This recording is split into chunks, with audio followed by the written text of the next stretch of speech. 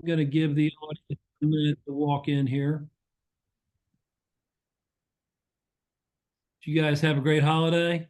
Mm-hmm. Yeah, Jellybean, looks like you're in Florida. That I backdrop. am. It's I'm, a, it's super cold here today. Hold on. oh, shut Okay, up. that What goes is it, good. 55? Oh, wait, that's New York. Sorry. It's going to snow in 66. I got the heat on. it's going to snow in Nashville tonight. We Um, never get snow, so it's yeah, this vortex that's coming in seems pretty bad. everybody's freaking out. Yeah, it does not. But there's no climate change. No. No, that's not it. That's not it. Yeah, I had dinner with Arthur Baker last night. You did. How's he doing, AB? He's good. I thought that. How's that? He's got a book. He's writing a book right now, right? Yeah. Mm-hmm. Yeah. You have a copy of your book to show people? Right here. There you Where's go. yours? Not here. Yeah, JB, you got to send me a picture of you with the book. Hey Oh, guys, it's time to start this party. You all ready to roll? Yes. yeah. All right, you all sit tight. I will kick it off, then I'll hand you the car keys in just a minute or two, okay? Okay. All right. Turn that off. Welcome to the smartest people in the room, and Happy New Year, and also happy 5th year of doing these amazing webinars. We are glad you are here, and just by showing up, you're already demonstrating your very own smarts. I promise today you will leave smarter and more enlightened than you arrived. Before we get started, I just want to begin by offering a heartfelt concern and positive vibes to all of our LA-based subscribers and all Angelinos in general. I know we all know people out there. I am really just hoping our guests today can share some stories that will make us all laugh and take our minds off this incredibly bad situation. Also, before we get started, I want to take care of my customary business. First, to the audience, please feel free to introduce yourselves in the chat window today. The reason we do these webinars is twofold. First, we want to showcase really smart people and the amazing work they do day to day in the music industry. But the second reason is a bit more nuanced. Many of you know that I am a music industry headhunter. I run the music practice at Turnkey ZRG, and I place music executives in roles throughout the industry. So by definition and function, I help people connect with companies. And in this series, my goal is to help you make more connections. And I invite you to take full advantage of that opportunity. Specifically, I invite you to engage with the speakers and the other attendees in the chat of the Zoom. Please introduce yourselves, share your LinkedIn profile, say hello to your friends, and please make some new ones. And ask questions of our speakers. We will try to address as many of those as possible during the interview. Also, this is important. Please make sure your chat is set to address everyone, not just the host and speakers. I want to thank our program sponsors, for without their support, we could not keep this series free. Special thanks to MedJet, Turnkey ZRG, the Tennessee Entertainment Commission, Tennessee Brew Works, and Better Than Booze. So let's get down to business. In today's host seat, we've got John Jellybean Benitez. Jellybean is an illustrious recording artist, producer, remixer, and club DJ who has made significant contributions to the world of music.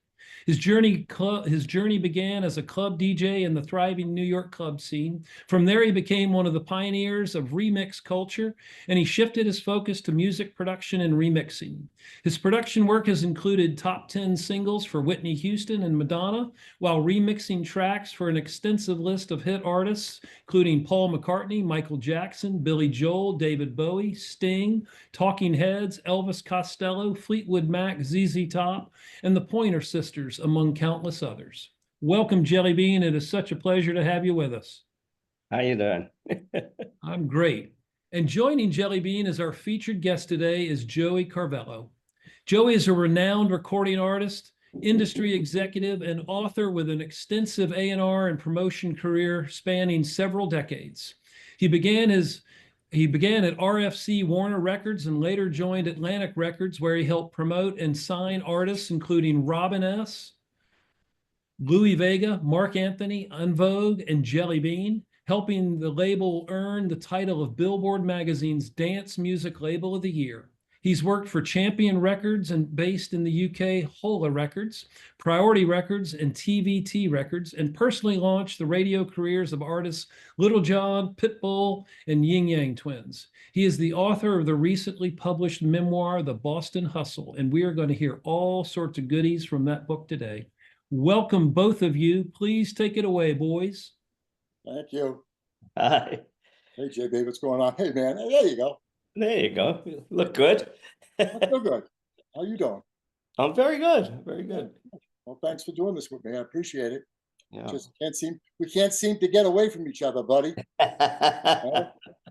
So you're the listen, you're the host. I'm the artist this time. How's this feel? To me, this is weird because I've always been a promotion guy. I've always been that guy standing to the right, and here I am. And hit me up. Let's go. What do you want to talk about? So, well, I want to talk about your book because it's amazing that you were able to remember all of that stuff. Something that's what Luongo said. Luongo, John Luongo is just my first mentor, but my biggest critic. And I was shitting my pants when I sent him the book because I said, I just know he's gonna fucking find something wrong with this. It took about a month, and he finally got back to me, and he said exactly. He goes, I was gonna ask you something. Two things. He said, how the fuck did you remember the details, and why are you still alive? I said, Prevagen. I did get Prevagen. It was once I started. I started this 11 years ago, JB. I think I talked to you when I first started this, and it's morphed into something different over the years. For what I started and where I brought it to is very, very different. I want to keep all the positive, all the good stuff. I want to keep it short because I have more to say. We left it wide open. So I've had this ever since the Disco Demolition. Steve Dahl and those guys did Disco Demolition and blew us up in July of 1979 at Comiskey Park. I always looked at that, and first of all, that would have never happened if that would ever happen today because of the internet. We didn't know what was going on. Let me just set this up. We really didn't know what was. We didn't know. We heard about disco sucks coming out of Chicago and all that stuff. We didn't think anything of it because we were starting to get a lot of heat because of. Thank you, Rick Dees, for Disco Duck. That one there just really kind of put the people that didn't get disco or didn't dress disco or didn't want to shower or couldn't dance. They just looked at that and they used that as that's what disco is. And as you know, that's sort of what it was. But I always had a hard on for Steve Dahl. He closed down a lane that really hurt a lot of black artists. It really did. That disco lane was made for black artists who were feted by the labels. You did the Chitlin run, you stayed down south, you did the small clubs, that was it. And that was the Whispers, the Tramps, all those guys that became huge because of disco. They were all R&B artists, but they had their foot in their neck by the man, which was the labels. Then disco came around, and we just played this stuff, and it was selling off the streets. You know that. How many records do you think you sold in the Funhouse? I know what we did. And when he closed that lane, he put a lot of people out of business. And I said, someday I'm going to find out who gave them all those fucking records to blow up. If they hated disco, why are all these homophobes and racists in Comiskey Park? Where did they get the records? And then we started looking at photos, and we're seeing like 3 Motown records and Stevie Wonder. I'm going, I said, son of a bitch. It was the labels. The labels gave them records. They hated us. I don't want to give away everything in the book, but there was a definitive attitude toward me in particular because I was a disco guy, and they thought I was gay because I was friends with Sonny Joe White. You know that shit. Really? That stuff. You and I were, listen, I was a little bit earlier than you. We met, I think in 78 we met. You were talking to, you were with Sylvester. Ray Caviano brought me over, introduced me to you and to Tony Smith. And he said, Jellybean will be our best friend. And it came like that. That's wild. It was all disco. Disco did a lot of great things, and it brought a lot of great people into my life. Was that at a Billboard disco convention? Yes, it was. It was 1978 Bill Wardlow's convention. I think the last one was in 1980. Right. But yeah, and I got Disco DJ of the Year in Boston that year, which was opened the door for me to walk into RFC. I remember when the whole thing went down at Comiskey Park, and I was really surprised because at that point I was DJing 6 nights a week in New York. And when I first learned about it, I was actually DJing at Xenon, and Nile Rodgers was there. It was a Monday night, like 1 o'clock in the morning. Place was packed, and I turned to him and said, "You heard about what happened in Chicago?" And he's like, "Yeah, but look at this. Disco's not dead." And I said, "Exactly." No, It was, you know, it was the labels that tried to kill. They really wanted it. Listen, like I said, I don't want to give away everything in the book, but it was not easy to be us back then. We had a lot of fun.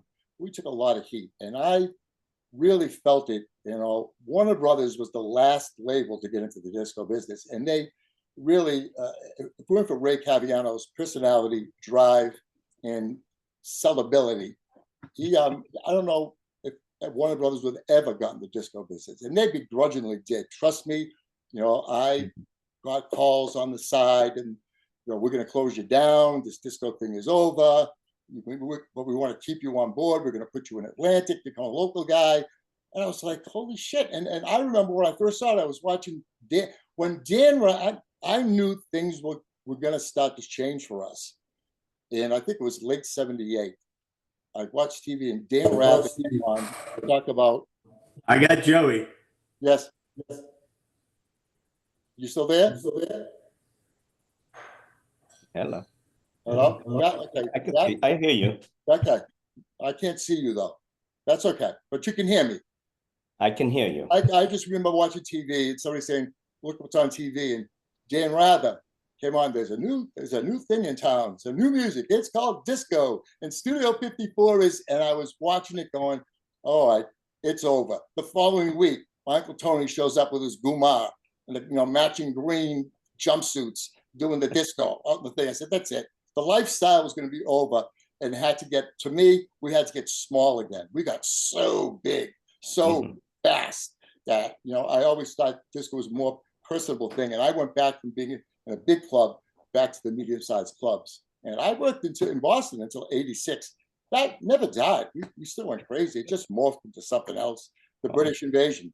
That was just, pop. I remember when RFC was launched, and they had a Ray Caviano RFC Records party at Studio 54. I was there. Right? It was impressive. And I listen, I don't know. My people that don't know disco, their perception is that it was Studio 54. And once again, that's not true. It wasn't that. It wasn't all of that. That was the glitzy part of it. There was a street part of it. These are all discotheques were all dive bars. They threw up a ball, a couple of bows, 2 turntables, and bam, they had a disco. So there was a lifestyle that we lost when it got that big. Yeah, well, it's evolved so much since then. In the finally, but the one thing it did, JD, it brought everybody together. I mean, I didn't know. Listen, I grew up a different way than I am now.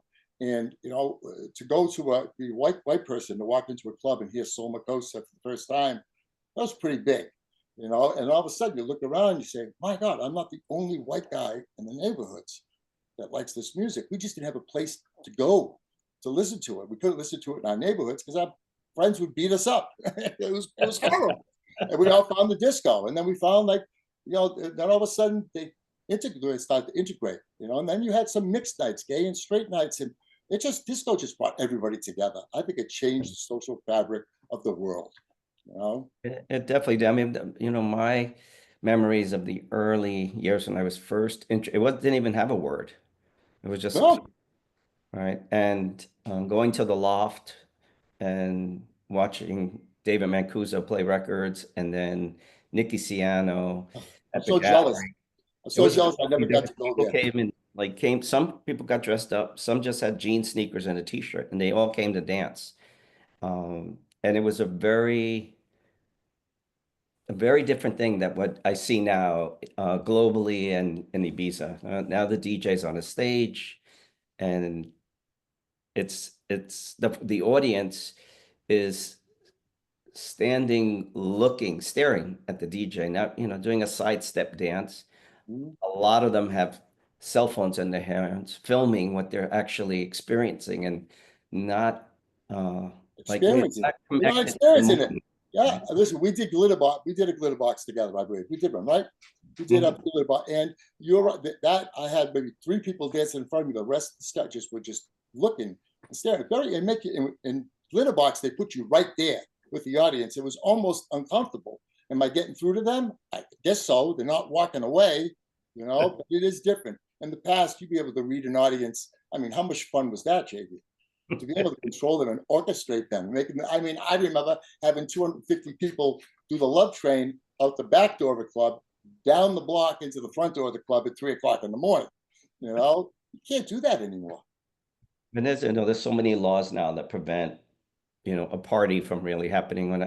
When I played at the Fun House, I go on at 10 o'clock and play till noon on Sunday, and we'd close, and there was still 2,000 people in the club. Right? It was a whole different club experience. And now it's, when disco started, it was really just before it was disco, it was just up-tempo R&B. And then That's what it was. It was soul music. to disco. And then all these great records came out that were being played in clubs for months, like 6 months, 9 months. I remember hearing Rock the Boat or Love Theme or Turn the Beat Around, Rock Your Baby. Nowhere to be found on radio. Years. I mean, I played all those on my mom. From singing the words 74, of the songs. It was crazy. 74 to 79, we played records. Because in the beginning, we weren't getting a lot of records. So we had to stretch ours out. And the only way you could stretch out is how you played them, where you positioned them. And that's what made them fresh every time you played them. But records that lasted 2, 3, 4 years back in the day. Until like 1976 when it started to really, really pick up. And that's when the record company started jumping in. Atlantic. I mean, one of the very early ones was Midland with them, Eddie O, Fly Rock Fly, and he had Vicki Sue Robinson. So it was really exciting to be part of that in the beginning, the discovery of what radio promotion was, and you had these guys came into my club. I remember, and they're all dressed real nice, and they had a gold chain, and they looked good, and they had manicures and stuff, and come up to the booth, and they give me an envelope with records in it. I said, "What is this?" I said, "You're 45. I get this new artist, Vicki Sue Robinson," and I said, "Why are you bringing it to me?" He says, "Well, I work for RCA." I said, "Really?" I said, "Well, so what do you do for RCA?" He said, "I do radio promotion." I said, what does that mean?" He said, "I go to radio stations, get records played." I said, "Then what are you doing here?" He said, "Well, the discos are really starting to have influence at radio. A lot of program directors are going out. You won't even know they're in your club." And he said, "You're one of the hot clubs, you're one of the hot DJs, and you're a Billboard reporter." And that's what I said, "Well, do you get paid to do this?" He goes, "Yeah, I get paid to do well. Do you want some blow?" I said, "I want that job. That's what I want to do. That's what I want to do." Yes, I did do some blow. I did smoke some joints. I did play his records. It was great. It was a blast. Yeah. Well, I remember playing in the late 70s, and Frankie Crocker would come, and Carlos De Jesus from KTU, and Barry Mayo from KISS, and they'd watch what I was playing. And a lot of times it was, records that were in the promo stage or commercially unavailable, and they'd ask what it was. And by Monday, Tuesday, it was on the air in New York. Yeah, I mean, they would just, that was the way it was. It was Sunny Joe was like that with WILD, which was a sunrise to sunset R&B station in the 70s in Boston before Sonny went to Kiss 108 in 79.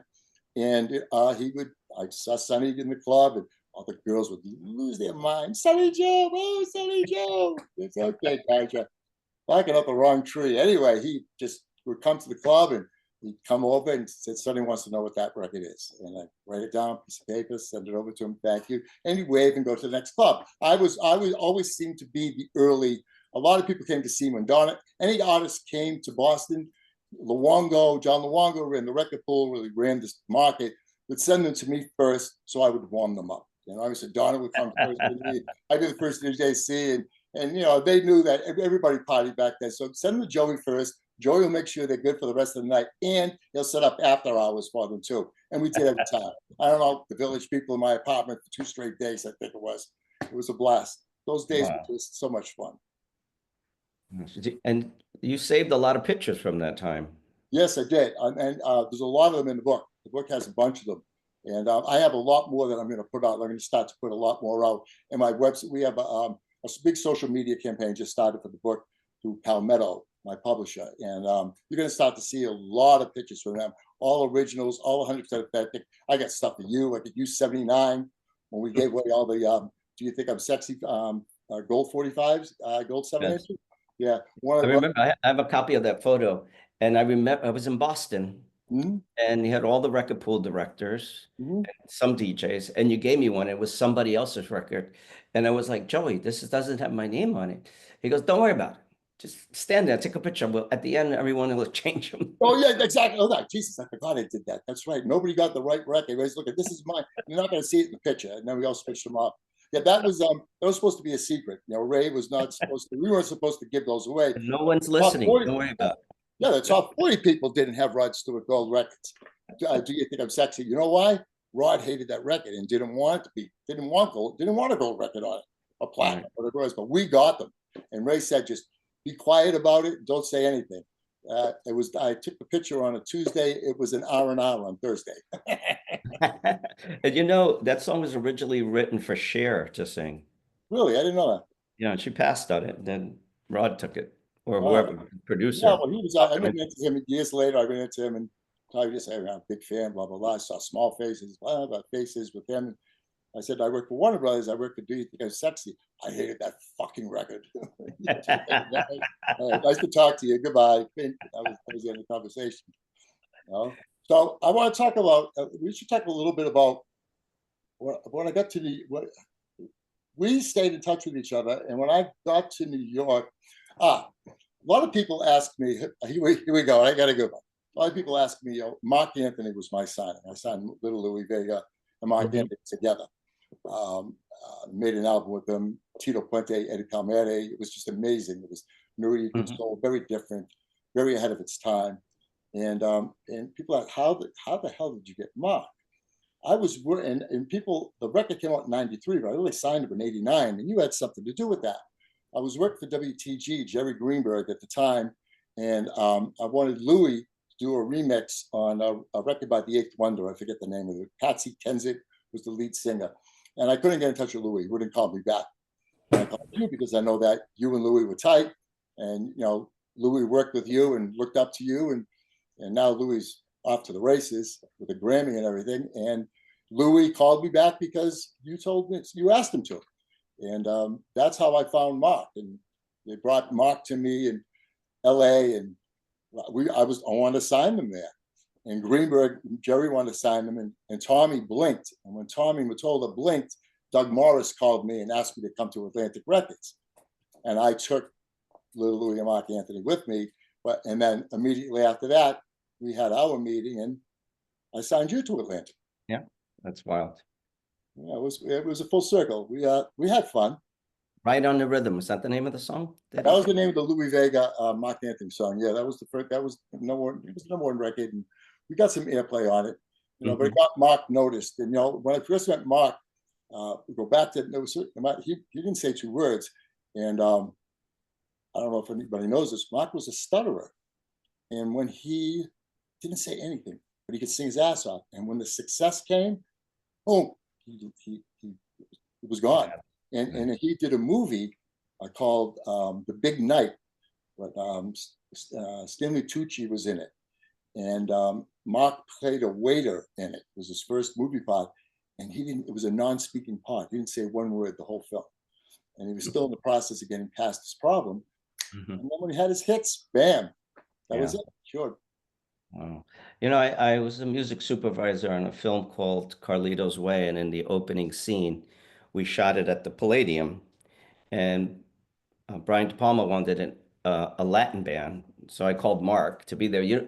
If you watch it, you'll see bits and pieces of him, but every once in a while, someone will say, hey, is that Marc Anthony? And I was like, yeah, before he made a record. Yeah, and he was so humble about it. He's always, whenever I run into him, he's always like, oh my God, Joey, thank you so much. This guy over here. So it's very, very nice about it. Louis the same way. You know, you guys are like DJing like crazy places now. You guys are, I mean, the whole DJ thing, I still, you know, when I look at the whole celebrity DJ thing, and I'm going to talk about you for a second. And you were the first. You were absolutely the first guy to become a personality disco DJ. You know, before David Guetta, all those guys, all that, you were that guy, you know, and those guys came late. They were all computer DJs, and you still DJ, you CDJs, but you still use vinyl. When you're out there doing these international things, how do you do it? How do you stay as relevant as you are and as good as you are without being the kind of programming DJ that's out there now that just programs and puts it, you play with discs. How do you stay that relevant? Well, I listen to music all day long and lots of different things. I find that, music works universally. Because one of my favorite places to play is in Japan. And I could play songs and you could have 2,000 people singing all the words. And at the end of the night, I assume that they speak English. They just memorize the words. They have no idea what they're saying, right? And that's like a really beautiful connection because when I play in London or Ibiza or Mykonos, South Africa, music unites people in ways that there's no boundaries. Yeah. And what you say about Japan is so true. Japan, I actually had a Japanese film where I was doing Mobile Mondays, 45s only. We played there. And I had a little Japanese following. They just loved, there's something about the way I played or what I played that they liked. And actually, the people that came from overseas or New York specifically came to Mobile Mondays to see us, and DJ Coco actually played with us, and he's pretty, that guy's Oh my gosh, that guy's crazy. That's the most amazing. So talented. I played with him, and it's just, he played just so right for me. And it's like which is East Side Connection, big disco, major disco record. But when he played it, it's like I heard it for the first time, JP. And I think that's with you, the way you play. Listen, here's the bottom line, and I'm going to get off of you. And this is supposed to be about me. I'm going to tell a couple of stories about you, though. But I will say this: 9th inning, tied score, 2 out, man on second. Who do I wind up at the plate? And I mean this not because we're friends. I would take you all day long over Aoki, Louie, all of them. I'd pick you, man, because you're the most out of all. It just, you still have that connection. Louis has it too, but it's different what Louis does. Louis, it's just he just blows my mind too. You're still, even when you play something new, it sounds like a classic. So that's why, you're one of my favorite DJs for sure. I believe that comes from the decades of playing music start to finish. And you were born into it too, like, and to be big in New York and come from where you come from, like you said, you went to the fucking Loft. I'm so jealous. And people don't know that's Mecca, disco Mecca, where that's it. There is no second place. It was the Loft. It all started there, and the fact that you went there and you learned from that, was very lucky. Excuse me. I had Luongo, and Luongo was just the best quick cut DJ I've ever seen in my life. And we had our guys, but there was the camaraderie too. Like, you've been to Boston, and then you're like an honorary Bostonian. You came there so much, during the course of your career. And we went on the road. Lansdowne Street, right? Yes, that's and all I wanted to do at the end of the night was go across the street and piss on Fenway Park. Yeah, you had to be right by the Green Monster. But that's, you guys were still winning back then, JB.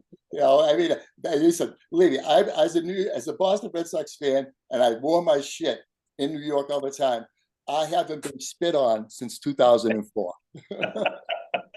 So I want to tell a story about you, and I cleared this with Tom. So if anybody thinks this is too severe, talk to Tom, don't talk to me. Jellybean and I are doing promotion. We're out on a promotion tour when his single came out called What's It Gonna Be, featuring Nikki Harris, who was a background singer for Madonna. And I'm sure people are going to want to talk about that with you. And we went on the road. And I'm not going to give you all the details. I will just say this. In Phoenix, we emptied out the ATM in the lobby of the hotel. That's all I'm going to say about Phoenix. But I'm going to tell you a story about the Winter Music Conference. And this is what kind of a star JB is, and how dry sense of humor is one of the funniest moments in my career. It's filthy, so get ready. So we are at the Winter Music Conference, and JB's there. We both had the long hair, and we're strutting around, and it's Jellybean, all these, especially Puerto Rican kids, like Jellybean, and everybody's, oh my God, hi, can I take it? And this one kid comes over, and he says, Mr. Jellybean, and that's what killed him. So Mr. Jellybean said, I'm a DJ, and I want to be like you. What is your secret? Just give me one piece of advice. The Jellybean looked at this kid in the face and said, eat a lot of pussy, and walked away. I walked away with him. The kid's jaw was on the ground. Walked away. I said, what was that? He'll tell you. And I was dying laughing. And later on that day, JB and I see the same kid. He's walking by with two beautiful girls. And JB walked up to him and said, practice, practice, practice. I went down. And that's just one of them. I can't tell any more, but we had a lot of fun when we were on the road. You know, it was like an outdoor picnic, right? Some kind of Oh, picnic. yeah. It was a fair. I'm still dying laughing. I could see that. I could see this kid. I mean, I could see the look in his face when you said it to her. And I was like a little shocked too. And like you walked away. The poor kid stood there stunned. Have a sense of humor. Yeah. You know, at that very same picnic, Curtis Urbina, who worked at Emergency Records, I said, hola. and he asked me for my business card, so I gave him like 10 of them, and he was going around telling people, "Oh yeah, I'm Jellybean Benitez, and you want to learn how to remix records? Just contact me, right?" And so I said, Curtis, give me your card. So I started going around with his card. Different people say, you're shopping a record. Here, I'm going to sign it. Here, call me. I mean, that was just, you know, I mean, you know, my sense of humor, I guess, you know. I'm sure he would imagine. Something, you know. But we ended up together at, I was your VP of promotion at Ola. I mean, yes. How far ahead of your time was you then? That was crazy. The whole Latino thing was a lot of fun, JB. Thank you. Yeah. We had a gold record. It was a great learning experience. I got to play record company. Mm-hmm. Oh, it was great for me too. A few records that made some noise. Yeah, no, but I mean, the Voices of Theory made a lot of noise. I mean, we got that. It was like almost top 15, top 40. Mm-hmm. We did really great with that. You know, mm-hmm. But I mean, I had so much fun all that. But then, you know, there was kind of like writing on the wall, and we started to just, you know, take lunches a little bit longer. And we were about 2 blocks away from Bolorama and University. On University Place. That office was very close.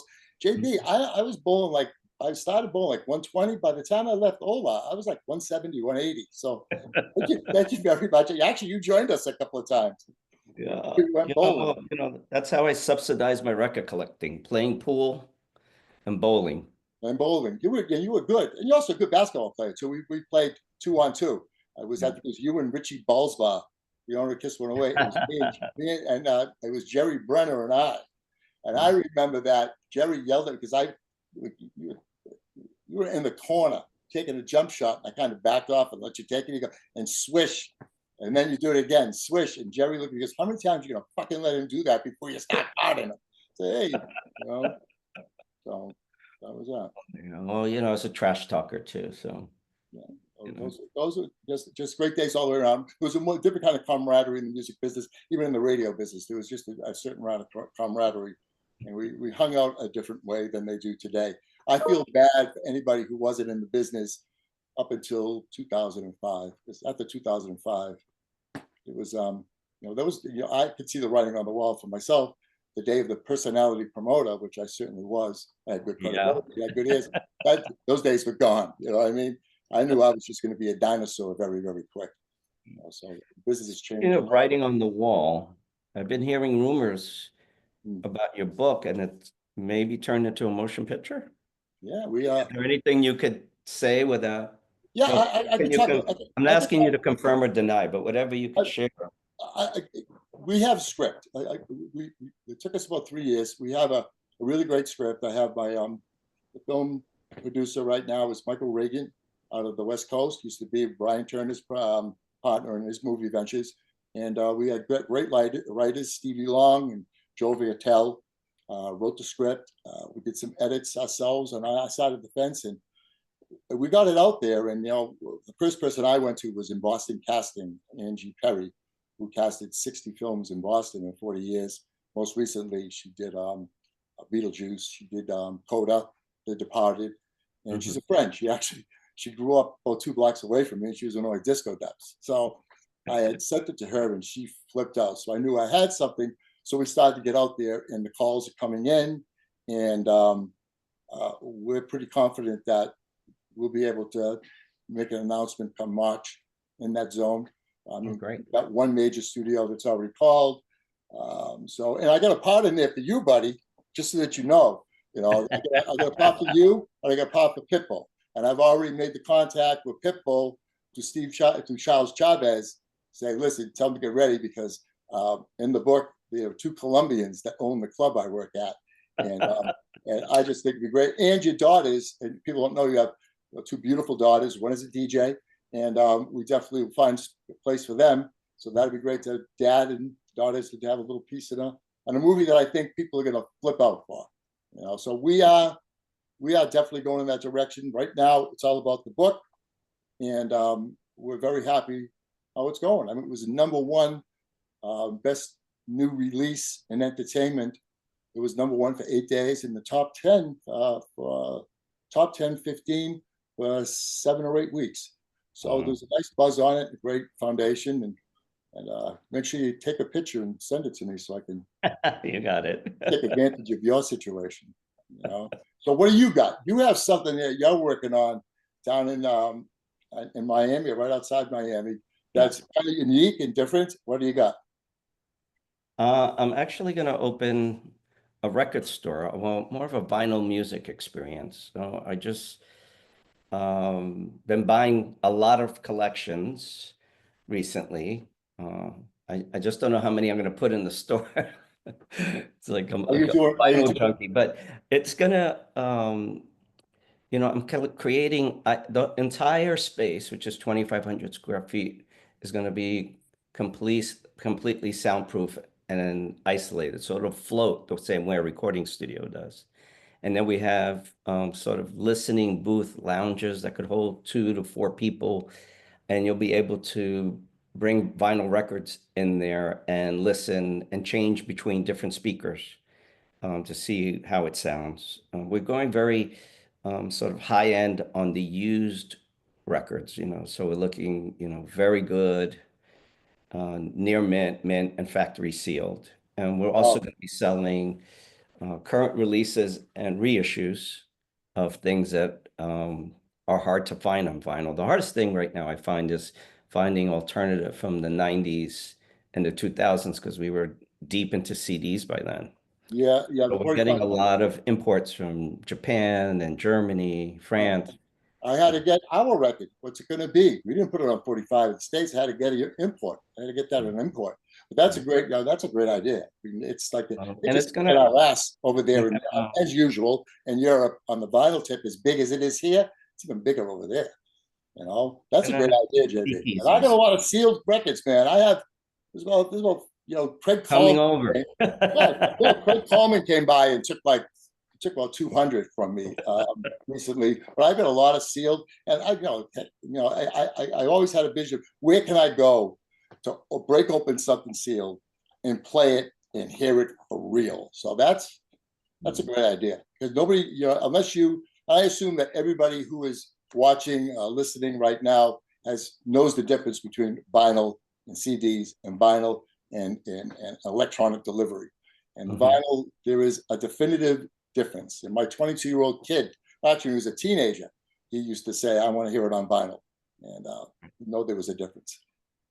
Speaking of vinyl, when I came to guest at Mobile Mondays, and I came to your house, I was like shocked on how many 45s you had and how organized it was. And I was playing records, and you said, how long do you want to play for? And I was like, 3 hours. And you looked at me like, oh, you let me. But I tell you, after the first 45 minutes, I was exhausted. Because songs were so short compared to 12 inches. So I pulled all these records that I knew the 12-inch version, but then by the time I got to the vamp at the end, I wasn't ready. And twice, the records faded out before I could find the next record I Yeah, but wanted. because when you were playing at Mobile Mondays, I mean, it's always great to be technically perfect, but it was never ever. It was all about what you played. You Yeah. know, all about what you played, and that was, that was a lot of fun. And I know you're right. See, the difference between 12s and 45s, I try to tell people there's no foreplay with a 45. With a 12-inch, you put it on, you kiss, you hug, you fill her up a little bit, and bam. 45 is like you just got to start fucking right away. Boom, boom, boom, boom. You know what I mean? You got 16 beats before the vocal comes in. So yeah, playing 45s, which I love. I love. People ask me, they say, "Why won't you switch?" I said, "I love the effort. I love the work. I love the sweat. I love to shit my pants. Am I going to make the friggin' mix? Holy shit, where's this record?" I love it. When you watch me play, it's like you're watching a frantic maniac. I'm very organized, but I'm just a frantic looking DJ. I have a blast, But yeah, when you came, I have about 15,000 45s now. My house collection is amazing. So anytime you need them, JB. In Europe, there's lots of 45s, not too many here that are in No, great. most of my stuff, almost, I would say that 90% of my house 45s are imports. 90%. I mean, the 12 inches, you can still get them domestically. The 45s, I had to get them from over there. And they're out there. I found all the records I wanted to find so far. I found the 45 on. I'm going to go play in London on next Friday. And I'm going to get there on Tuesday. So every day I'm going to 4 record shops. Really? You're going to go to Defective? You got Defective and Juno. Those are the two that I missed when last time I was there. But I got to get to those guys. They just have everything. Yeah, it's crazy how much vinyl is available there. And I want to go to South America to look for stuff because I'm sure there's great stuff there because they got into the CD thing late. Yeah. And sort of 90s and early 2000s rock alternative was on vinyl there, and it was never released on vinyl anywhere in the world. So yeah, it's just the whole European, like the whole European thing on the vinyl tip. They just kick our ass, and I just say look at the labels, and I'm drooling when I look at Atlantic's catalog. I said, boy, the 45 box sets that they could put out, it's found money. Like on the old days, when Atlantic think they were going to have, they get to the second quarter and say, shit, we're going to have a shitty year. They put on they make a Led Zeppelin box set and make the year. So I don't know why. That was the joke. They do a Genesis box set or a Zeppelin box set and make the year. And I just don't understand why they can let all that catalog sit there. And 45 box sets, I buy them all day long. I mean, they can do big numbers, and I just don't understand why they just don't do that. I know that.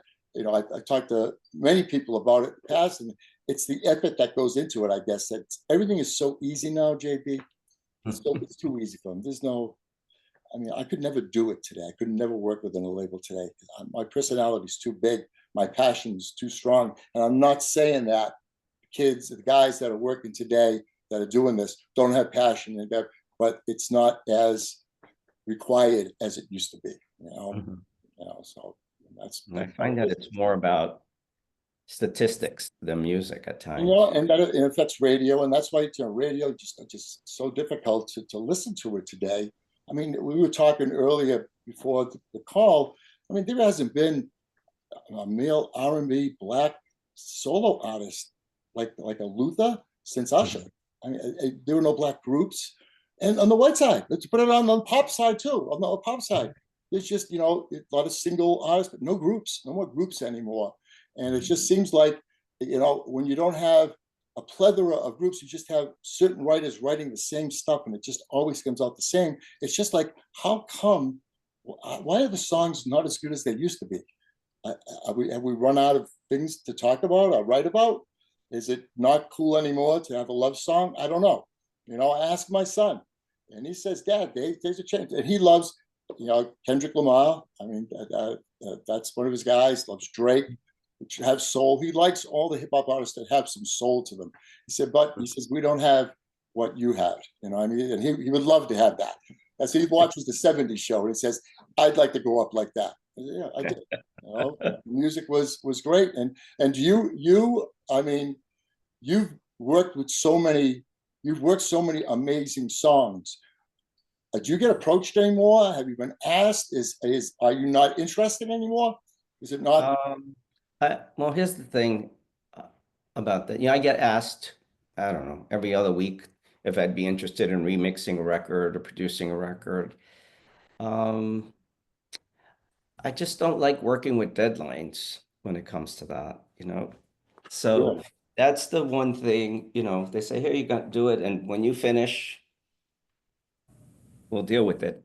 All right. So most people are on deadlines. Like, they got their budget, they're going in a week. I find that it takes time to put a whole album together. It works for new artists because they took, their entire life to find the songs and write the songs for that first album and then become successful and then have a very short turnaround and expect it to duplicate the success Talk about because they Christopher have Cross. momentum and Yeah, heat surrounding them. And I find that, those second albums are not as good as the first. yeah. It's just, they have 5 months, 8 months to put it together while they're touring. And it's just, they don't have the same leeway. And, you know, I, I did for a very long time love making records. And then it stopped. And I really believe the reason it stopped is because I found myself as a DJ playing all the records I worked on, not necessarily the best records that would make a party happen. So I wanted to go back to just listening to music like I did in the beginning and play songs that I love and want to introduce to a broader audience. Yeah, I've caught a couple over the past couple of like that Heaven record by The Vision. That's a house record that I thought should have. I wish the hell. Anthem. Yeah, Anthem. I wish I could reach back and just pull the years away because I would take that record and I would have run. I would have had another. I would have had another Robin S. With that. That would have been another Show Me Love for me. There's no doubt about that. I mean, that record was right there. But defective. They didn't want to. They didn't want to deal with the states. Nobody says we're doing fine with it without licensing it or giving it to anybody. And I approached them several occasions. Said I'd love to work it. I'm not interested. That's such a sin because that was. Wherever I play that song worldwide, Croatia, Japan, I went to South Africa. I mean, that record was Everywhere. so embraced. I, And I, the and everyone knows all the words to it. I find myself playing it and turning it off and having them sing the chorus and then bring the music back in. And I said, but this came out during the disco era. it's just spaghetti. This came on the house number era. one pop record. Oh, yeah, house of disco. This would crossed over. So if people are watching, interested, it's The Vision. The song is called Heaven, and I know Danny Krivit also did some great edits on that.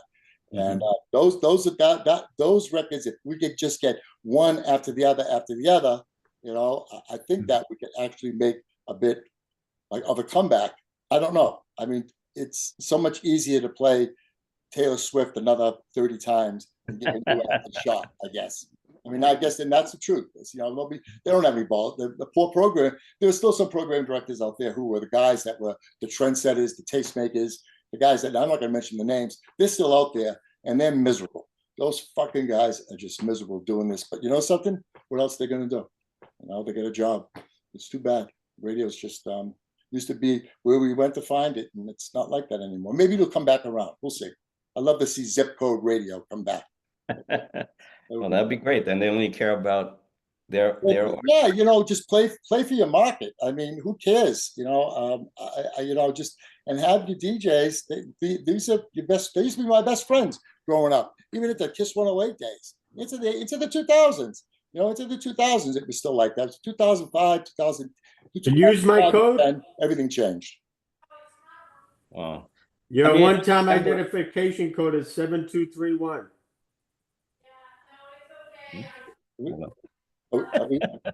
Okay.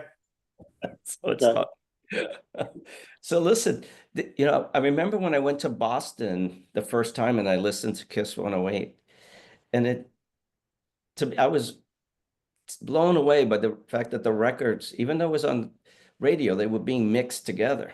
Like the tempo, it just switched Right. from one song to right into the next groove. And I thought that was so innovative for a radio station. Having come from New York and listening to, to Frankie's programming or Carlos de Jesus at WKTU, Barry at KISS, it, those guys took lots of chances and played. They all had their own record that was right for their station, but, radio goes zip code, that would be. Yeah, I mean, that's what we Say were. like local artists that don't mean anything nationally, but would mean a lot in that market and to that listening audience. Yeah, I mean, and you're right. I mean, it was Sonny was an innovator. And, those guys that mixed back then, they were regular DJs. They were just also disco DJs. They knew how to mix. And if they didn't know how to mix, they come out, we show them how to mix. But you had great mix show guys like Carvello was a mix show DJ, and at Kiss 108. Conrad Cardenas was one of them too. We had some really great DJs in Boston who were also on the radio station. But it was, also KISS, back in those days, became music director at KISS 108 in 19. I was assistant music director in 80, 81. I became MD when Vinnie Peruzzi went to WBOS. But we had an independent. We had Jerry Brenner was our independent. And Jerry Brenner, and when people say independence, they go, ooh, oh. Let me tell you something. If we could bring those days back again, we'd be breaking artists again. I know somebody went up to Jerry and said, how many, he had a KISS 108 playlist, and we were ready to go #1 in the market. We were just kicking ass for 3 straight years. We just went from 0 to hero till we had 10 share. I said, how many records on this list are yours, Jerry? Jerry looked at him and said, all of them. And that's the way it was. And for that, there was no fucking cash being thrown around. There was no blow. Yeah, there was a lot of blow being done. I'd be bullshit if I didn't say that. But there was none of that stuff going on. What Jerry would do is, Jerry made a lot of money representing KISS 108 with the major labels, and they were spending big money back then, to promote and to market their artists. And he was fair. He was great. Small labels, big labels, imports, anybody could always call up Jerry Brenner to help. And because of him and what he did for the station, in return, he would say, oh, we need 50 tickets for Prince, front row. Boom, Brenner would have them in a day.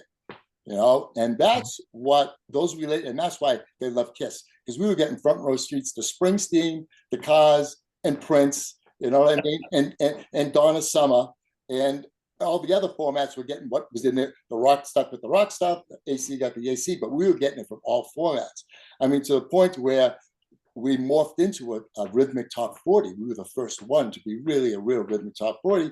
And we were strong. I mean, I know for a fact that programmers would call on a Tuesday and ask, and this is between 1979 and 1986, what did Sonny Joe add this week? What did Sonny Joe put in this week? And we had that kind of national impact coming out of Boston. And that had a lot to do with our independent, Jerry Brenner. And I'm just it was a better atmosphere. It was more fun. We got more done. We didn't have to worry about all the promotions and this, that. And Jerry took care of all that. We took care of the music. We took care of the jocks. We took care of the audience. It was an amazing relationship. And he was like that with all the stations. The other guys like that. He wasn't the only one. But I would just say, I mean, if we ever went back to those days, maybe the music would get better. Maybe the songs would get better. You know, they're out there, but they only last 4 weeks. My kid plays something for me. I'm like, oh my God, that's amazing. And then 2 weeks later, I'll play that record for me by a song because that's old, Dad. Oh, it's only 2 weeks old. Yeah. And only like 2 minutes long now. Yeah. Mr. Magoo, wake up. It's a new day. You know, those days are gone, Dad. You know? Thank you, son. And that's it. You know? Oh, man. So do we have any questions from anyone? Anything out there? I've been asking a few in the chat. You guys just don't know how to read, apparently. Okay. You want to tell them JB and me? I'm blind as a bat. I forgot that we're recording this. I'm like Mr. Magoo. That's all right. I'm like Mr. Magoo. I can't see. I do have a couple of questions. First off, Joe, I love hearing about Kiss 108. When did it sort of go over to the dark side? When did iHeart acquire Everything went to the dark side when deregulations came around, bro. 1986, deregulation ruined radio, ruined it, fucking ruined it. That was, you know, it was like, we were from Pyramid to Evergreen to Clear Channel. We were that station. We were the flagship of that transition, of that, from going one company to another. And then Clear Channel obviously became iHeart. You know, it just got, you know, you taken, once again, a personality programmer like Sonny Joe, who lives outside the box, who has his own style, the #1 fucking station in the market, and you go and you just take him, you throw him to jamming with a rhythmic type of sound, because that's what you blend, and you bring somebody else in to do Kiss 108 because of deregulation. Now we've got 2 stations. Now we have 3 stations. They started spreading it thin, and Sonny just faded away and went away. I mean, he got back into radio, obviously went back to WILD, and unfortunately, you know, passed. And yeah, it was 86 when it changed. Okay, got it. Another question that came up: who's going to play you in the movie? I have no idea. I mean, I got to tell you something. The only thing that I will be involved in when we do this, and also Angie will, to make sure that the accent is right, because I have to save the accent, because the Boston accent is starting to go away. I go up to Boston, I talk to my nephews, they don't have the accent anymore. It kind of pisses me off. Yeah, you know, they're starting to use their ahs and shit. What the fuck is that? There is no ah, you know? So I'll tell you who I like. I like this kid, Thomas DiMaggio, who was in the TV series American Housewife. And he played the son, and I just like he has a voice like mine. He's Italian, skinny kid, and now he's the right age. But I will only be involved in the accent in the dance scenes on the particular club things. Other than that, you know, the music, you know, we've already got interest from a major dude, and hope to hear back from him soon. And of course, John Luongo will definitely be part of it. And there'll be remixes on stuff, and Jellybean will be part of that. But yeah, we're you know, Who's going to play Jellybean? Jellybean's going to play too. I know something so cool, because I have to do that. You know something we have to. You know, thank you, Tom. I didn't even think about that. If I have him, he's going to play. I want him to play one of the Colombians. That's a good idea. JB, who do you think? I have no idea. Can I just be a production assistant and just hang out on set and watch it all go down? Come on to Boston. That's where we're going to do it. I think it sounds like a great idea. I Another think question. so. Another question for you both. Since you are disco experts, what is the singular top disco song of all time? What is the anthem? I know. Go ahead, JB. You got no. Yeah, you go. I've been around a little bit longer than you. So, Before you finish the sentence, I was like, okay, so I would say "Love Is the Message" by MFSB, because that was the blueprint for a lot of disco records, that groove, and that eventually house. evolved into house music. Yeah. You know, for me, that Sol Makosa, Mano Dibango. Sol Sol Makosa, Mano Dibango. That's definitely the in one. my top 5 for sure. I mean, that's just, and Love of the Message is in my top 5, and Mhm. I feel Loved by Donna, obviously up there. That's a real tough one for us, Tom, to really nail that down. But I would have to say, with a gun to my head, you know, because I still play, and I know what gets a reaction, and that song still to this day gets a bigger reaction. Might be just a minuscule more, but just a little bit more than any other record that I play. That's the one. Love Is the Message by MFSB. MFSB. I am putting that into the chat here so that everyone An can tune into instrumental. that this afternoon. There it is. Yep. Another question: how many pieces of vinyl do you guys own, respectively? Approximately. You don't. I know you don't know specifically. You probably got more than me, JB. When it comes to, I probably got about, I don't know, 60,000, 50 to 60,000. I just had shelves built in a room in my studio and for 11,000. And so now we have to do more. wow. How about you, Joey? Yeah, I have 45s. I got maybe about 12 to 15,000 45s. And I only have about 8,000 12 inches. And then I've got about 1,200 sealed pieces, original movie soundtracks, greatest hits, and disco. Wow. You know, so yeah, CLPs, but the 45s, that's my passion. You know, books and 45s. Those are the two things I love. Very cool. All right, two final quick questions. What was the very first concert you ever attended? For me, it was Elton John. Oh, that's a great one. What tour? Do you In New remember York at the Palladium, which eventually became a nightclub. Do you remember which It tour? was 14th Street Academy of Music. It was the Opera House, became a concert venue, and then Ian Schrager and Steve Rebell turned it into the Palladium. What Had year? on sound system. I played opening night. It was good. Yeah. What Joey, year what was yours? What year was Elton John that year? Oh, probably, I would say 77, 78. He did it with a percussionist. I think the guy's name was Ray Cooper, is it? I don't remember now, but that That's was, the first one. yeah. Joey, what was your first show? My first show, not concerts. Don't forget, I'm a lot older than him. Not a lot older, but I'm older. Okay, you ready? You're gonna love this. Question Mark and the Mysterians and the Barbarians at the Waldorf Hotel. At the Waldorf Hotel in Harvard Square. That was my first. That's concert show with another first concert, like Boston Garden thing. I am pretty sure it was the Garden. I gotta say the Garden was Hendrix, Santana with Ravi. Yeah, it was Hendrix and Santana with Ravi Shankar. I think it was the first big concert I went to. That is a great one. Yeah, and then I had gone to the Tea Party, so I saw the Faces early, Vanilla Fudge early. You know, all those acts. I was so blessed that I was able to absorb all that rock and roll and then made that transition to soul and R&B.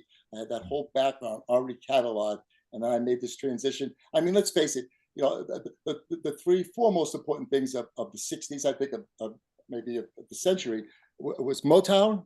Here's what changed everything. Motown, Muhammad Ali, the Beatles, Malcolm X, the Black Panthers, the Kennedys. That whole group changed so many people, changed me forever. It just got me into a whole reading Life magazine and seeing some of the horrible things that were going on in this country, and then seeing people trying to rise up to do some both black and white. And then you see Motown and the Beatles. You see black folks all of a sudden into Motown, into the Beatles, and white folks were already into Motown. A lot of white folks who were in Motown didn't let anybody know they were in Motown. I used to have to hide my records because my friends had kicked my ass, called me an N-word digger because I like fucking the Supremes. It was God's honest truth, you know. But when those things all came together, people started to open their minds a little bit. And I think that between the Motown and the Beatles, really musically, intellectually opened people's minds. You know, so I definitely agree with a point you all made earlier. They don't make music like they used to. That's for sure. And it's about the songs, Tom. I mean, they just don't. I guess they can make the music. It's about the songs, and the songs I just don't. I mean, maybe I'm old. I mean, I just don't think that I'm like my parents. You know that they thought the Beatles were the devil. You know, the devil worshippers or something. No, I'm not like that. I listen to everything. My kid plays everything for me, and there's some stuff that I like. But like I said, 2 weeks later, it's gone, and there's something else. So, right. Listen, gentlemen, we need to wrap it up. First, let me say this, guys. Here's the book. It's called The Boston Hustle. Pick it up. It is a great read. There's so many great stories. We didn't even scratch the surface on this today. So, can't wait for the movie. Joey, I'll be there on opening night, whenever, wherever it is. Thank you, Tom. You'll be invited. I want to thank you both for doing this. This has been awesome. Thank you to my buddy David Yerman for bringing these two rock stars to our platform. Go Heels. And finally, guys, we're living in a weird world right now. LA is on fucking fire. So think of your friends out there. Send them a note. We have relatives that lost everything. It's just so horrible. Yes. Heartbreaking. We all know people that are directly affected. So say a prayer for them, reach out to your friends, let them know you love them and you're thinking of them. They need that support right now. And with that, I'll just simply say thank you very much. Well, thank you, Tom. This was great. Thank you so much. Thank you. Take care, Thank boys. you, JB. Thank you. Take care, brother. Okay, bye-bye.